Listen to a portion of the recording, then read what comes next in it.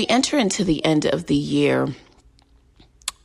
One of the things that we have been consciously giving effort to is selflessness versus selfishness, and trying to find the balance between the two. Many times people, especially extreme empaths, will put themselves on the line in order to hopefully save someone or save a relationship that they love. And nothing is more draining, nothing is more exhausting. And what does that all mean? Oftentimes we feel like making other people and other situations a priority will contribute to our happiness in some sort of weird way. It's like if we treat this thing or this person as important and valuable, they will give us exactly what we need in order to be fulfilled. So how do you not lose yourself? There's oftentimes signs that you know what, things could be going in the wrong direction. You could be risking your own happiness in order to always be the person who goes back and talks to this person again, or goes back and makes things right. You ever just been tired of being the person to wave the white flag all the time? You ever just been tired of being the peacemaker? Tired of being the one who has to pick up the pieces? No one wants to be that person all the time. Tired of being always the one to do good? How do you not lose yourself in that? Well, it's important that you prioritize yourself. You don't lose your identity in anything that is revolving or involving the life of the person that you want to be. See, if you met me a couple of years ago, you probably wouldn't recognize me. I didn't have much hobbies. Work was really all I got into. I had very few friends, and those were fading fast. I was really kind of not really spending much time alone because I was so caught up in wanting to occupy my time in things and people so I wouldn't have to really deal with myself. My future really revolved mostly around other people. I lost myself. I almost got to the point where me losing myself mentally and emotionally became also physical. Like I couldn't recognize myself in the mirror. I had lost everything that I knew to be me only because I had deeply entrenched myself and involved myself in either saving other people or saving relationships, all of which didn't need to be saved. See, you got to be okay with someone walking out of your life. There's nothing that's going to leave your world that is attached to the blessing of today.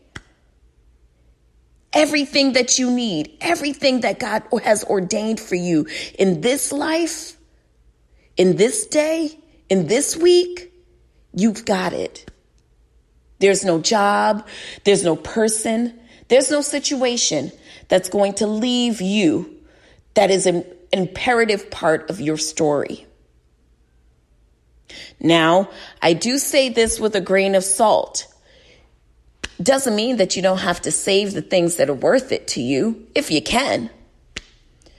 But if you are exhausted at always going the extra mile, always calling this person, always being the one to go back and fix everything after things have been wronged, after you've been wronged,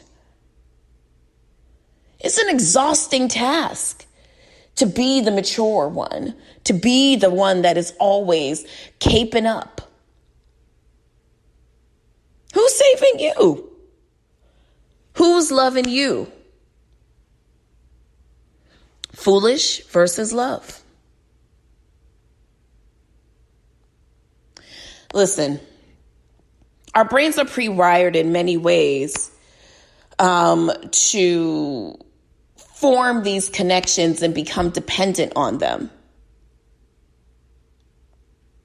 See, it learns from you. The more you give into specific content, the more that your brain becomes a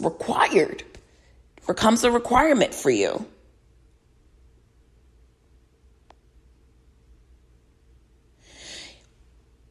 It's hard to distinguish if you're doing this for you or if you're doing this for your us mentality.